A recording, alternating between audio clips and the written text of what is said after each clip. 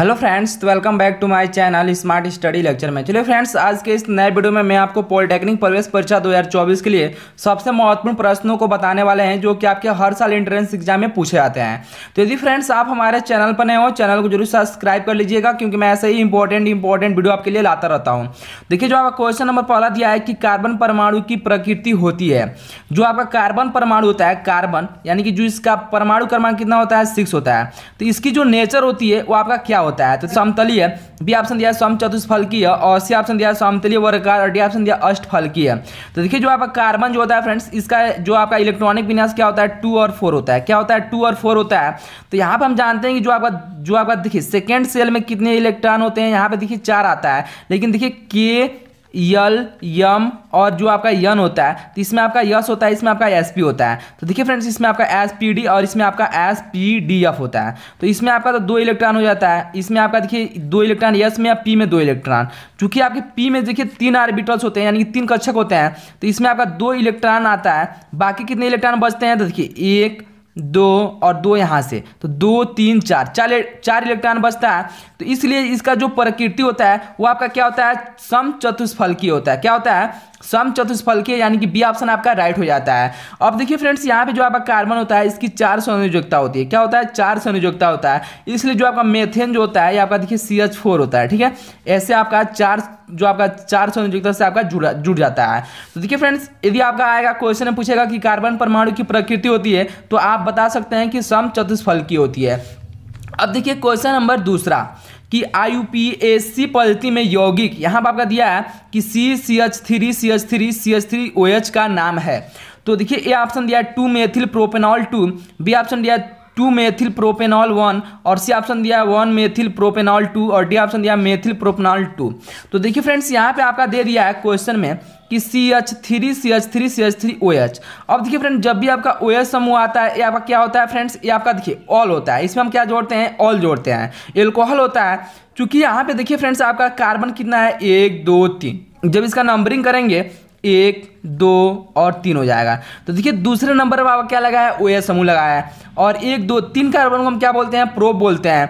चूंकि देखिए फ्रेंड, दूसरे पर आपका मेथिल समूह भी लगा हुआ है, तो यहाँ से आपका हो जाएगा 2 मेथिल। क्या हो जाएगा? 2 मेथिल, और 3 कार्बन को हम क्या बोलते हैं? प्रोप। और चूंकि इसमें आपका लगा है OH, तो OH में आपका क्या होता है? अल जोड़ते हैं। एल्कोहल में अल जोड़ते हैं। ठीक है, तो यहाँ से आपका हो जाएगा प्रोपेनॉल हो जाएगा, यानी कि 2 प्रोपेनॉल, और दूसरे वाले जो कि नंबर जो आपका दूसरे नंबर कार्बन पर क्या लगा हुआ है? OH समूह लगा हुआ है, तो प्रोपेनॉल 2 हो जाएगा। तो देखिए जो आपका ए ऑप्शन दिया है फ्रेंड्स, ये आपका राइट हो जाएगा। अब देखिए क्वेश्चन नंबर तीसरा कि निम्नलिखित में से समजातीय यौगिक है। तो हमको बताना है कि इसमें से निम्नलिखित में से सजातीय यौगिक, समझाते नहीं कि यहाँ पे हम बताना है कि सजातीय यौगिक है।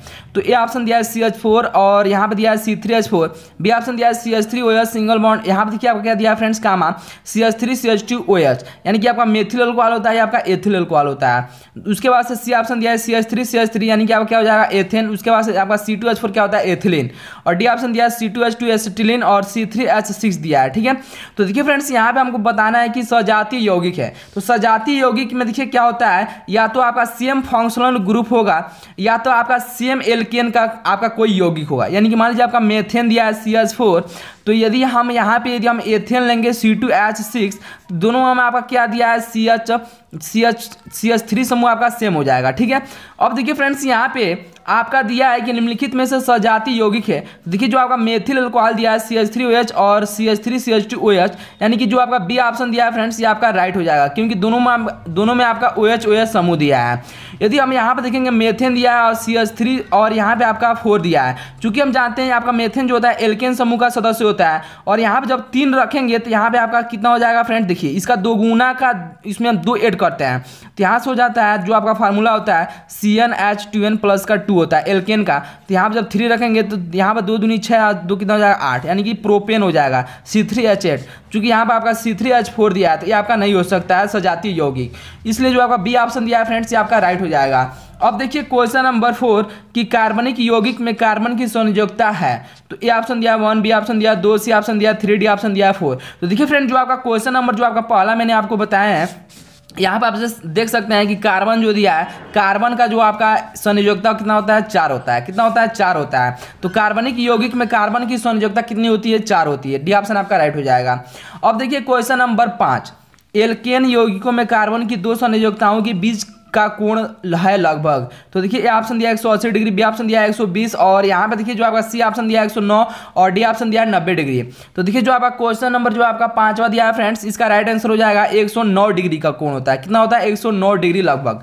अब देखिए क्वेश्चन नंबर 6 दिया है कि एल्काइन का सामान्य सूत्र है। तो ए ऑप्शन दिया है CnH2n प्लस का 2, बी ऑप्शन दिया है CnH2n और सी ऑप्शन दिया है CnH2n -1 और डी ऑप्शन दिया है CnH2n माइनस का 2। तो देखिए फ्रेंड्स जो आपका क्वेश्चन नंबर जो आपका 6 दिया है, हमको बताना है कि एल्काइन का सामान्य सूत्र है। तो देखिए फ्रेंड्स मैं आपको बता दे रहा हूँ कि देखिए एक आपका होता है एल्केन। तो एल्केन का सूत्र होता है CnH2n प्लस का 2।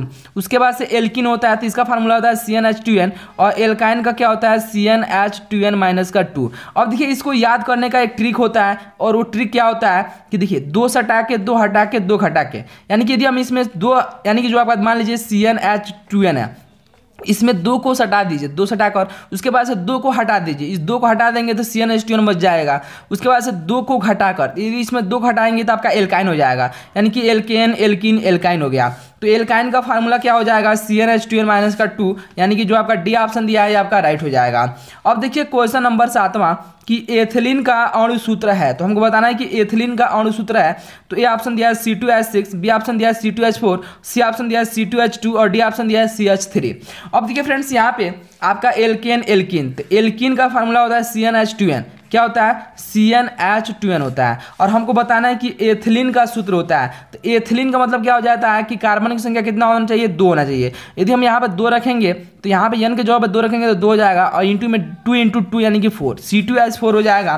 तो देखिए जो आपका क्वेश्चन नंबर 7वां दिया है कि एथिलीन का अणु सूत्र है तो C2H4 यानी कि बी ऑप्शन आपका राइट हो जाएगा। तो आई होप कि जो आपका क्वेश्चन नंबर 7वां दिया है ये भी आपको अच्छे से समझ में आ गया होगा। अब चले देखते हैं क्वेश्चन नंबर 8वां। अब देखिए फ्रेंड्स क्वेश्चन नंबर 8 कि मेंडलीफ की आवर्त सारणी में आवर्तों की संख्या है। तो हमको बताना है कि जो मेंडलीफ की आवर्त सारणी है, ठीक है, जो आपका पीरियोडिक जो आपका टेबल होता है पीरियोडिक टेबल, तो इसमें हमको बताना है फ्रेंड्स कि जो आपका मेंडलीफ की आवर्त सारणी में आवर्तों की संख्या कितनी होती है। कितनी होती है फ्रेंड्स? यहाँ पे आपका कितना होता है? 1 2 3 4 5 6 7 होता है। कितना होता है? 7 होता है। देखिए जो आपका क्वेश्चन नंबर 8वां दिया है इसका ए ऑप्शन आपका राइट हो जाएगा। और कितने ग्रुप होते हैं? तो 18 ग्रुप होते हैं। ठीक है। अब देखिए फ्रेंड्स यहाँ पे क्वेश्चन नंबर 9 दिया है कि हैलोजन को आवर्त सारणी के जिस समूह में रखा गया है वह है। तो देखिए ए ऑप्शन दिया पहला, बी ऑप्शन दिया तीसरे वाले में और सी ऑप्शन दिया 5वां, डी ऑप्शन दिया है 7वां।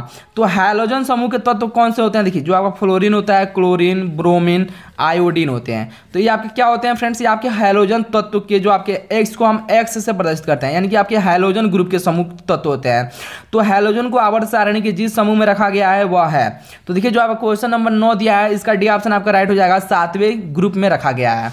अब देखिए क्वेश्चन नंबर 10 कि नाइट्रोजन, यहाँ पर दिया है कि नाइट्रोजन का परमाणु क्रमांक 7 है। तो इसकी हाइड्रोजन के सापेक्ष संयोजकता है। देखिए जो आपका नाइट्रोजन दिया है, नाइट्रोजन का क्या होता है? 7 होता है, यानी कि 2 और 5। तो देखिए इसको और कितने इलेक्ट्रॉन की जरूरत है? 3 इलेक्ट्रॉन की जरूरत है। तो कि आपका कितना हो जाएगा? 2 8 यानी कि 10 यानी कि नियान का हो जाएगा, यानी कि आपका स्टेबल हो जाएगा। तो इसलिए इसको 3 इलेक्ट्रॉन की और जरूरत है, इसलिए इसके जो आपका नाइट्रोजन दिया है हाइड्रोजन के सापेक्ष इसकी संयोजकता कितनी हो जाएगी? 3 हो जाएगी।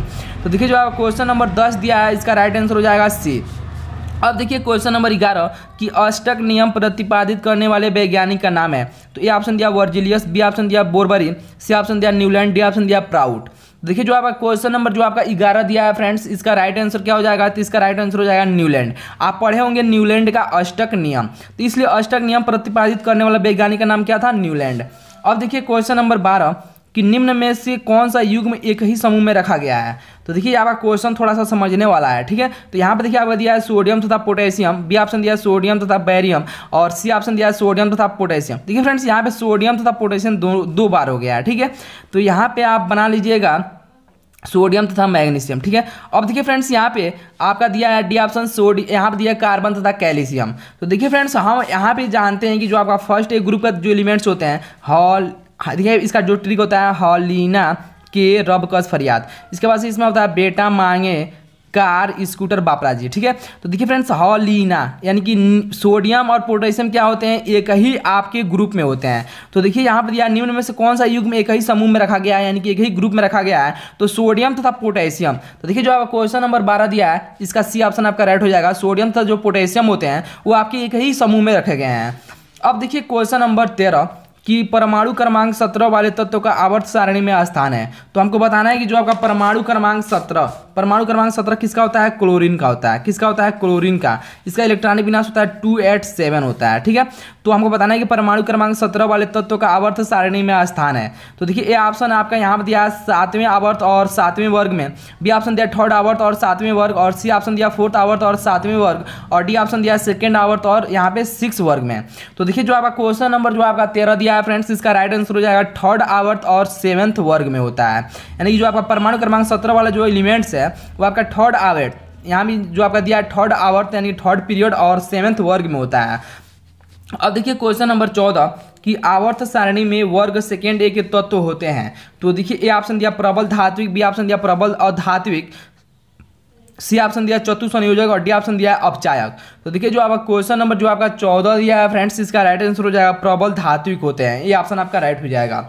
अब देखिए क्वेश्चन नंबर 15, तो देखिए जो आपका क्वेश्चन नंबर 15 दिया है कि तत्व जिसका इलेक्ट्रॉनिक विन्यास 287 है वह होगा। तो एक हाइड्रोजन, बी ऑप्शन दिया एक अक्रिय गैस, सी ऑप्शन दिया एक क्षारीय धातु, डी ऑप्शन दिया है नॉन। तो देखिए फ्रेंड्स, अभी मैंने आपको बताया है कि जो आपके ग्रुप नंबर, देखिए फ्रेंड्स यहाँ पे जो आपके हाइड्रोजन जो होते हैं, फ्लोरीन, क्लोरीन, ब्रोमीन, आयोडीन, ये आपके क्या होते हैं? हाइड्रोजन होते हैं। तो क्लोरीन आपका क्या आता है? क्लोरीन आपका हाइड्रोजन में आता है। तो इसलिए आपका देखिए तो जिसका इलेक्ट्रॉनिक विन्यास 287 है वह होगा आपका क्या हो जाएगा? एक हाइड्रोजन हो जाएगा। ये ऑप्शन आपका राइट हो जाएगा। अब देखिए क्वेश्चन नंबर 16 कि संक्रमण तत्व है। तो हमको बताना है कि जो आपका संक्रमण तत्व इसमें से कौन कौन से हैं। तो ये ऑप्शन दिया क्लोरीन, ब्रोमीन, आयोडीन। तो देखिए फ्रेंड्स, क्लोरीन, ब्रोमीन, आयोडीन अब क्या होते हैं? हाइड्रोजन होते हैं। उसके बाद बी ऑप्शन दिया फेरस, कोबाल्ट, निकिल, और सी ऑप्शन दिया बेरियम, स्ट्रेंशियम, कैल्शियम, और डी ऑप्शन दिया लिथियम, सोडियम, पोटेशियम। तो देखिए फ्रेंड्स, यहाँ पे पहला ऑप्शन आपका नहीं होगा। उसके बाद से D option lithium, sodium, potassium, ये आपके फर्स्ट एक ग्रुप के तत्व होते हैं, तो या इसलिए आपका संक्रमण तत्व नहीं होते हैं। देखिए फ्रेंड्स, जो आपके संक्रमण तत्व होते हैं, यहाँ से आपका एस ब्लॉक या आपका पी ब्लॉक, और बीच में आपका क्या होते हैं? डी ब्लॉक, और यहाँ पे आपका नीचे क्या होता है? एफ ब्लॉक होता है। तो बी जो आपके डी ब्लॉक के तत्व होते हैं एस और पी के बीच में होते हैं, इसलिए इसको हम क्या बोलते हैं? संक्रमण तत्व बोलते हैं। तो देखिए संक्रमण तत्व आपके कौन कौन से होते हैं? फेरस होता है, कोबाल्ट होता है, निकिल होता है। तो इसलिए जो आपका क्वेश्चन नंबर 16 दिया है, इसका बी ऑप्शन आपका राइट हो जाएगा। तो चलिए फ्रेंड्स, आज की इस वीडियो में मैंने आपको पॉलिटेक्निक प्रवेश परीक्षा के लिए सबसे महत्वपूर्ण प्रश्नों को बता दिए हैं जो कि आपके हर साल एंट्रेंस एग्जाम में पूछे जाते हैं। तो यदि फ्रेंड्स वीडियो आपको अच्छा लगा हो तो चैनल को जरूर सब्सक्राइब कर लीजिएगा। चलिए मिलते हैं ऐसे ही एक और नए वीडियो में, तब तक के लिए धन्यवाद।